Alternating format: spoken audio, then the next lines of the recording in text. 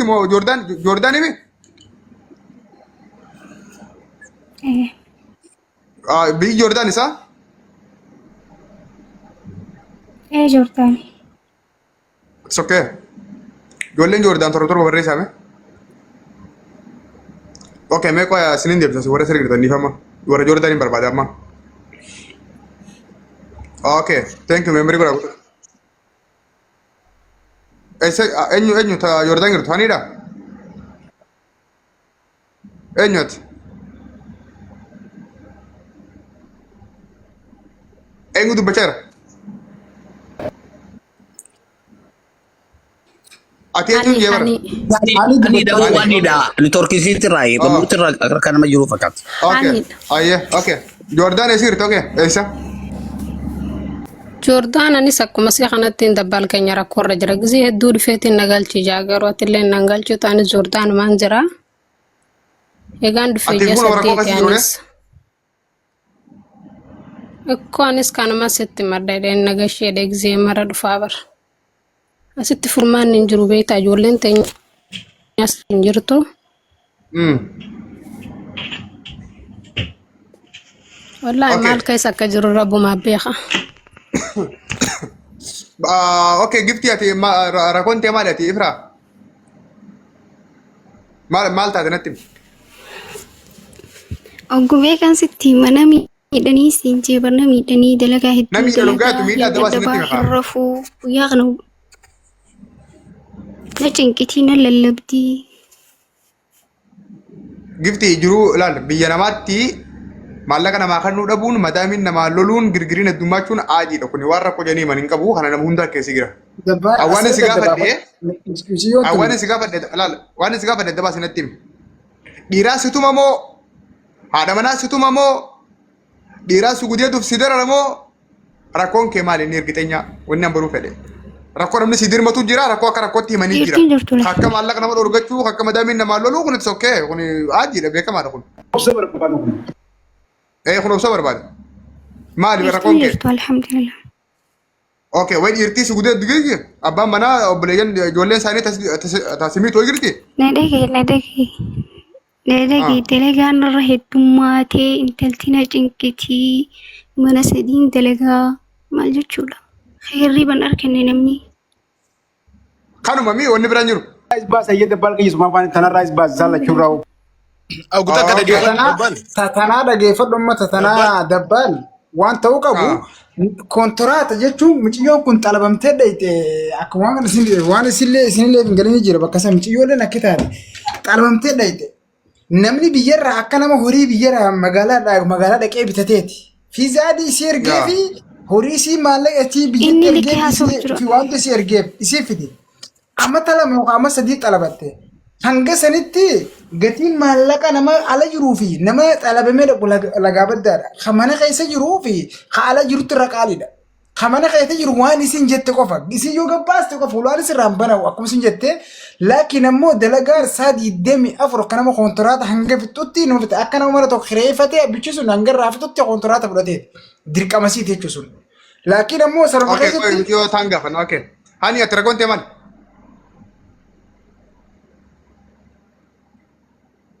Dabar keenya beektaan damoosa sirrii naa kafaluu didanii jettu. Dubbachaan jira bar. Ayyee maal taatee too?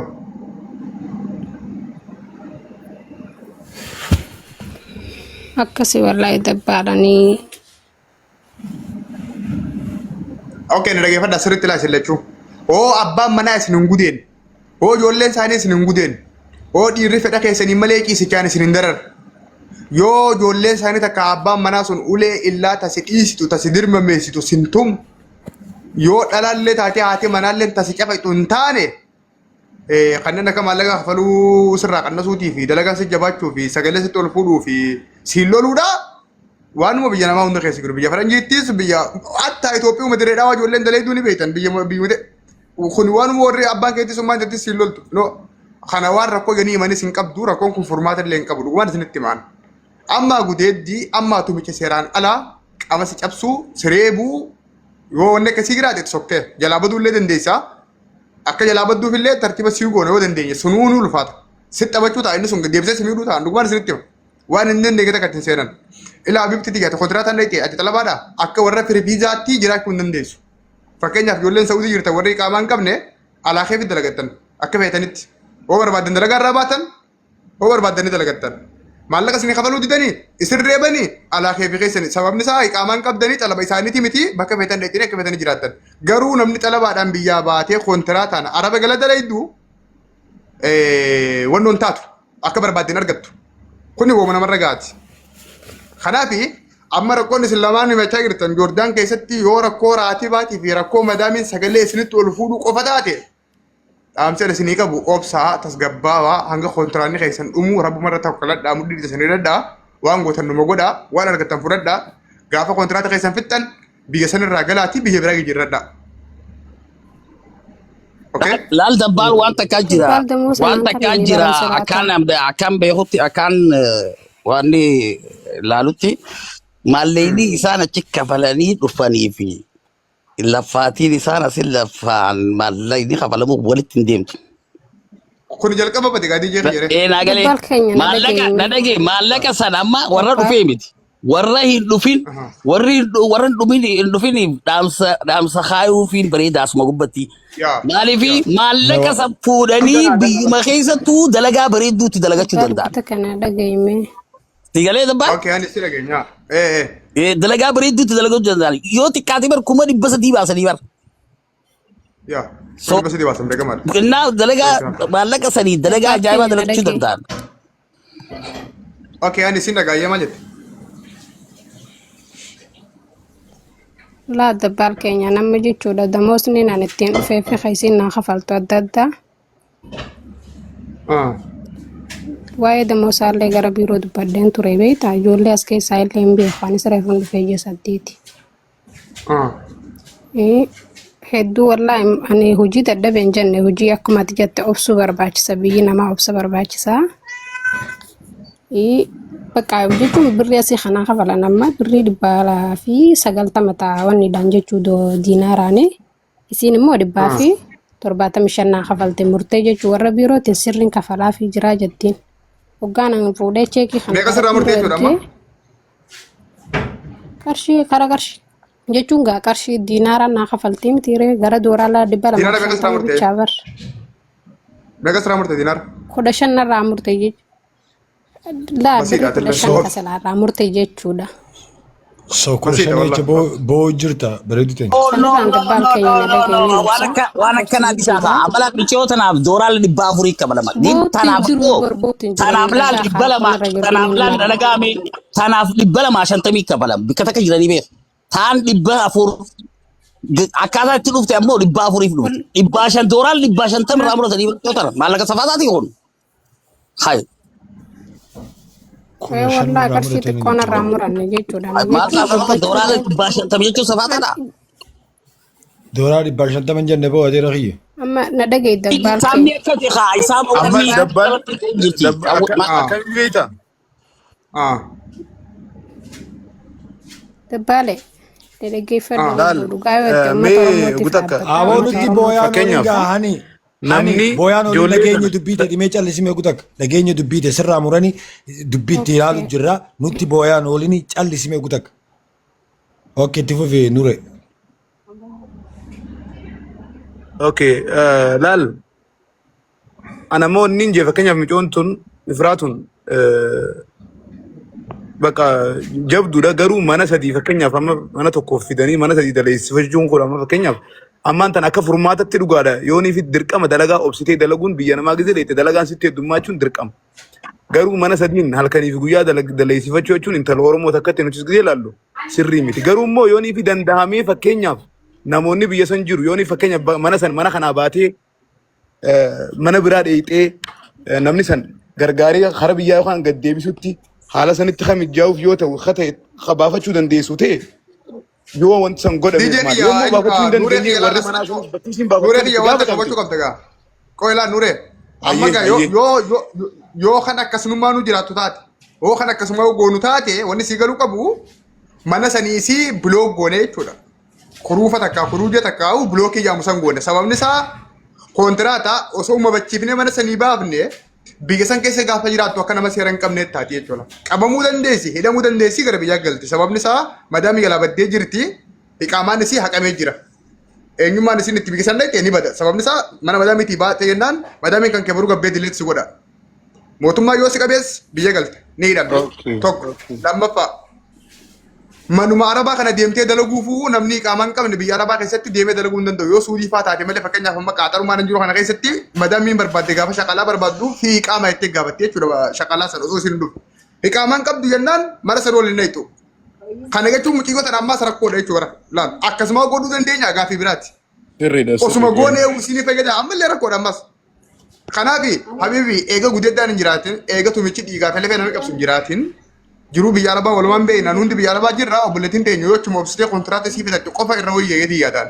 Waajoo mee guutuu waajoo. Yoonii fi akkasitti fagoo isiis achitti biyya sanitti fayyadamtu taate. Daree hidhamti akkamitti hidhamne inoo dalagaa waan rakkattu wallahi wajji baati. Mee guutuu akka carraa naa kannaame. Hayyee qawwee malee asii. Carraa naa kanna laale. Iftuu fi haniini. Iftuun wanni itti aaruu qabdu intala qacalee xiqqoo tana Arabootatti osoo hin taane haadhaaf abbaa keetitti aaruu qabda. Maaliif jennaani ati manaa bahuu hin qabdu turte intalti bareedduun tun. Rakkoo dila kana cufa arguu hin qabdu turte. Qaamni kee ganaa bakka rakkoo dila kana hin geenye. Siigaltee soo rakkinni faamilii fi wanni bira jira malee intalti tun silaa akka shari'aa islaamattis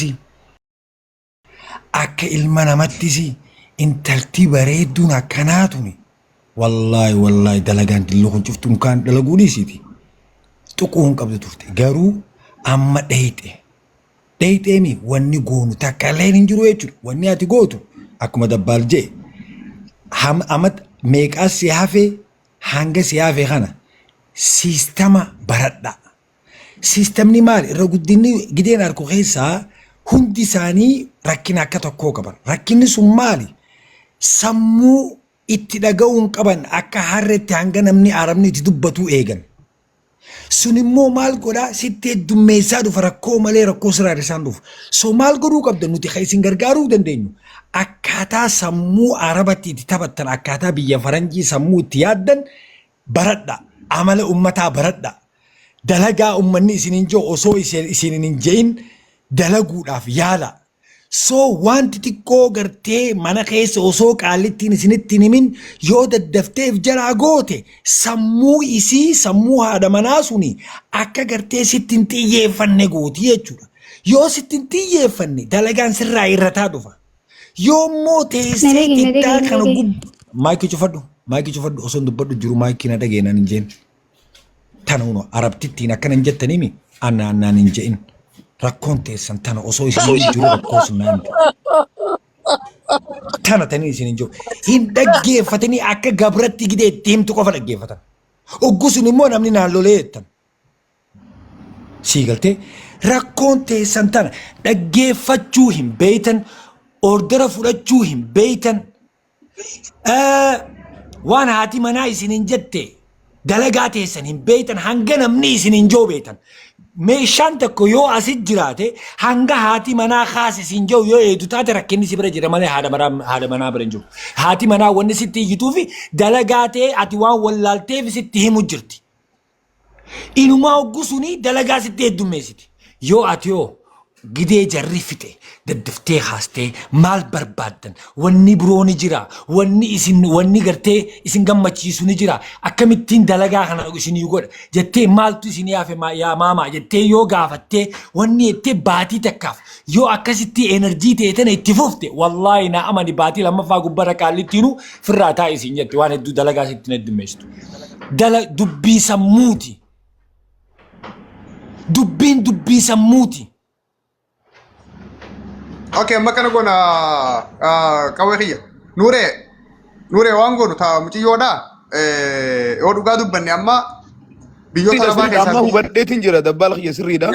Amma akka qawwee maleenis jee tapha sammuudhaa yoo taphatanii fakkeenyaaf micoon tunis akkana maal si maal feeta afaan mi'aawa tokko fadha arabni beektaa nama feetiu Akkasi, sobuu afaan irraa mi'aawa soddoma dhabbachuu jiraata. dandeessa inshallah anis kana itti keessatti ni keessan ni gargaaraan obboleetiiti Kanuma jisi wanta godhi laal maaliif ni beektaa biyyoota arabaa kana keessa amma biyyi namni keenya itti rakkatuu fi biyyi namni keenya keessa itti humna hin qabne yoo jiraate biyya akka Joordaan san fa'aadha. Sababni isaa Joordaan biyya xiqqoodha namni hedduun achi hin deemu akka dallaalaatti namni keenya kaampaanii qabaatee viizaa qabaatee Oromoon heddumaattee dalagaa irraa si buuftee maal godhuun ni ulfaata Joordaan biyya xiqqoodha.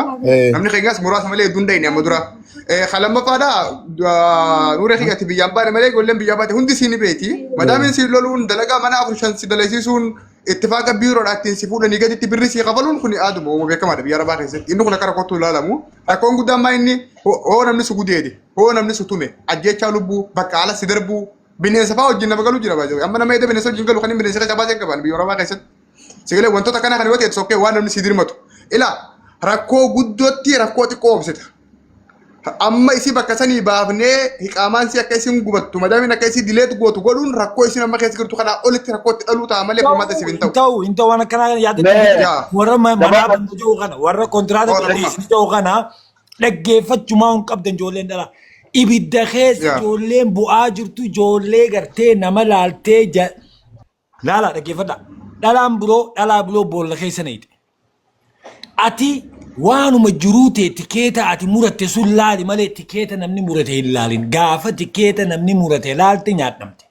Talammada wallaahi na dhaggeeffadha. Warri maallaqa irraa muratanii jettan arabni maallaqa irraa murateeti miti. Waan ati kontiraata keessatti nin beekaa jettee uummanni ejensii guute sun wallaalgidee as dhuftee wallaalte. Maallaqa nan ji'ee sun hin kennuu sin jette arabtittiin. So waan ati achi gubbara kontiraata wajji guutte sun nyaata godhuun hin beeka. Kana godhuun hin beeka jettee gaafa as si fidani yoo hin beekne taate isiin si barsiiste maallaqa sirraa murti. Anuu sirraa hin mura Oromoo kan arabtitti sirraa dhiisiti. San dhugaa keeti wal qawwee dhugaa keeti because maaliif hin beektaa? Si wajji lafa hojjirtiimi hisaaba murachuu qabde. Anuu sirraa hin mura Oromoo kan arabtitti dhiisiti. Anuu yoo dalagaa takka hin beekne maallaqa guddaa si qabalee as dhufte dalagaa sun hin beekne taate an si barsiisu taate inumaa sirraa hin muran cinaa. Kanaaf hin jaa. Amma gabaabaa kana goona. Nin fitaa fi qoqqoola. Wanni isin hin jechuu jiru. Wanni kun very important in wanni keenya dabbaal keenya. Ammaan sirriitti ijoollee teenya tan orientation waan jaamu tokko jira. Torbaan irraa guyyaa takkaa fi lama mana kana hoottaa ijoolleen dubartootaa. Orientation isin barsiisna. Hunota akka taniiraa fa'aa jira. Orientation kun maali? Akkaataa namaa wajji communicate itti godhan.